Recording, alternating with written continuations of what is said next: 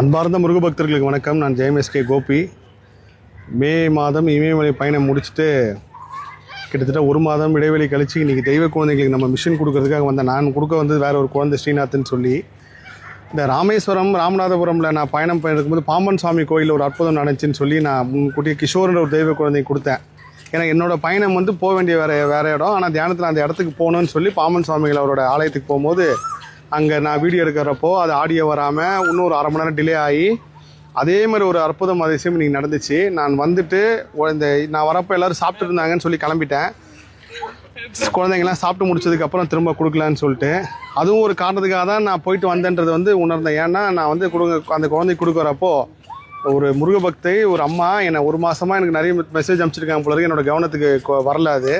அப்போ அவங்க தெய்வ குழந்தை, அவங்களோட குழந்தை. இப்போ தான் குழந்தைய பார்த்தேன். உண்மையிலே தெய்வம் மாதிரி தான் இருக்குது அந்த குழந்தை. மகாலட்சுமின்னு சொல்லி. எத்தனாவது படிக்கிறாங்கம்மா? 3வது குழந்தை இவங்க தான். இவங்க நான் ஒருவேளை அப்போ அந்த குழந்தைக்கு கொடுத்துட்டு போயிருந்த நாள் இவங்களை நான் பார்த்துருக்க மாட்டேன், இவங்களும் என்னை பார்த்துருக்க மாட்டாங்க. கண்டிப்பாக டிலே ஆகிருக்கும்.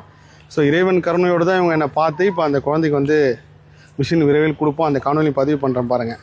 இது அவங்களோட பக்தினால நடந்த அதிசயமா இல்லை எனக்கு முருகரிட்ட பணி இந்த குழந்தை கொடுக்கணுன்றதா தான் எப்படின்னு தெரியல. ஆனால் உண்மையிலே இது ஒரு அற்புத அதிசயம். நான் திரும்ப பார்க்கலன்னா கண்டிப்பாக இவங்களை பார்த்துருக்க மாட்டேன். அந்த குழந்தையை நான் பார்த்தேன். இறைவன் கருணை தான், முருகப்பெருமான் கருணை. நான் கண்டிப்பாக கொடுத்துடலாம் நம்ம குழந்தைக்கு. கவலைப்படாதீங்க. எல்லா புகழும் முருகனுக்கே. நன்றி.